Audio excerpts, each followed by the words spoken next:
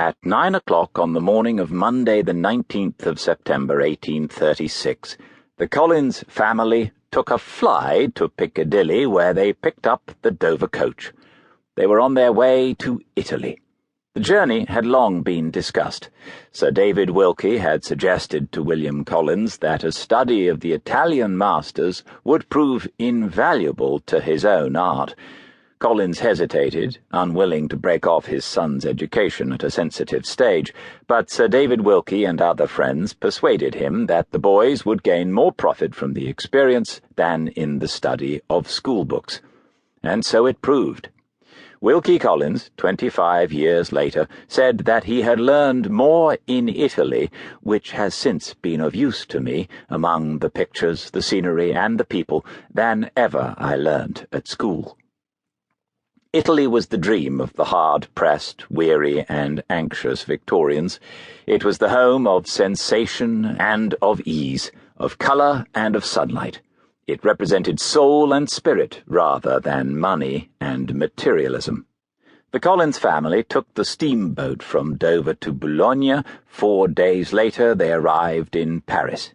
His parents did not care for the city. They did not like the smells, and according to Mrs. Collins, there were no shops to be compared to Regent Street. Wilkie loved it. In later life it became his city of choice. He admired the scenic pageant of the boulevards and the vivacity of the people. Mrs. Collins disliked the food also. "Tough mutton," she wrote, "but glad of anything plain." Her son, in contrast, became something of a gourmand. They made their slow way south towards the Mediterranean. Martigues, just beyond Arles, was furnished with one small inn, the master of which, never having seen an Englishman before, sat down to dinner with his customers and kept his cap on with edifying independence. So Wilkie wrote in his memoir of his father. They travelled on to Marseille, which, according to Mrs. Collins, smelled in a disgusting manner. It was soon time to move on to Cannes and to Nice, where they remained for 6 weeks. Italy beckoned just beyond the frontier.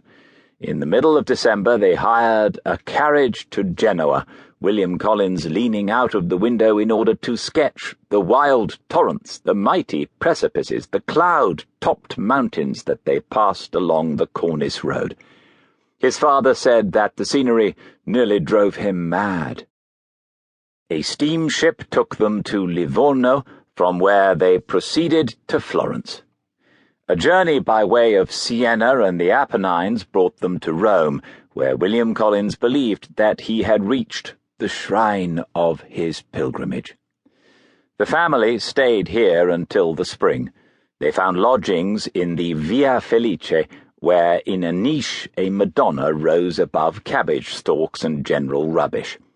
William Collins settled to some serious painting in a borrowed studio, but even from the window of his apartment he was enchanted by what he saw of the Romans, in their carelessness of repose, in their unconscious sublimity of action, in their natural graces of line and composition. Wilkie took up Italian lessons. The family saw everything. They visited the Vatican and the Sistine Chapel. They went to the horse races. They admired the Colosseum, doubly mysterious and sublime in the dim, fading light. They attended the opera and the ballet. They watched all the ceremonies of Holy Week, with the 2 boys racing to St. Peter's to see the washing of the pilgrims' feet. They sauntered on the Pincian Hill, which became the setting for Collins's first published novel, Antonina. Who, he wrote, after toiling through the wonders of the dark, melancholy city, has not been revived by a visit to its shady walks and by breathing its fragrant breezes? He came to reminisce, too, about the magnificent Roman women of the people.